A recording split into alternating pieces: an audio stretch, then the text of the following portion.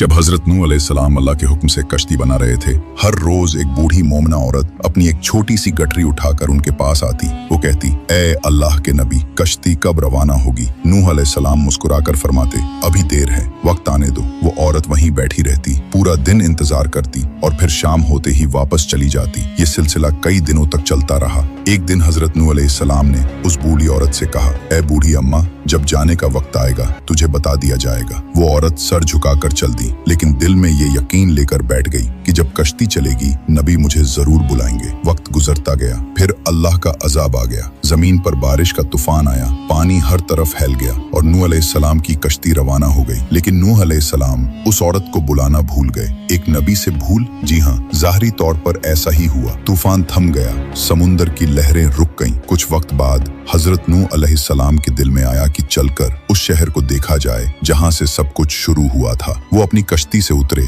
और शहर की तरफ चले। जब शहर पहुंचे तो देखा हर तरफ वीरानी थी, तबाही थी, मगर एक कोने में एक झोपड़ी से रोशनी आ रही थी। एक दिया जल रहा था। नूह अलैहिस्सलाम हैरान हुए, इतना बड़ा तूफान आया, सब कुछ डूब गया, लेकिन ये दिया कैसे जल रहा है? उन्होंने जोर से अल्लाहू अकबर की तकबीर लगाई। झोपड़ी का पर्दा उठा। वही बूढ़ी औरत गठरी उठाए बाहर आई और बड़ी मासूमियत से बोली, या नबी अल्लाह, क्या कश्ती अब तैयार है? चलें। नूह अलैहिस्सलाम की आंखें हैरत से फैल गईं। उन्होंने कहा, ए बूढ़ी अम्मा, तुझे कुछ भी पता नहीं चला? बूढ़ी औरत ने सादा दिली से जवाब दिया, क्या नहीं पता चला या नबी अल्लाह? नूह अलैहिस्सलाम बोले, इतना बड़ा तूफान आया, दुनिया डूब गई, बारिशें बरसी, लोगों पर अजाब आ गया और तुझे कुछ खबर नहीं? वो औरत बड़ी सादगी से बोली, या नबी अल्लाह, एक दिन बादल कुछ गरजे थे और हल्की सी फुहार पड़ी थी बस। नूह अलैहिस्सलाम ने आसमान की तरफ देखा और कहा, ए मेरे रब, ये क्या माजरा है? तब अल्लाह ताला ने हजरत नूह अलैहिस्सलाम पर वही नाजिल फरमाई, ए मेरे प्यारे नबी, इस औरत के दिल में तुम्हारी मोहब्बत थी और तुमने उससे वादा किया था कि जब कश्ती रवाना होगी तुम उसे ले चलोगे। तुम अपने वादे को भूल गए, लेकिन मैं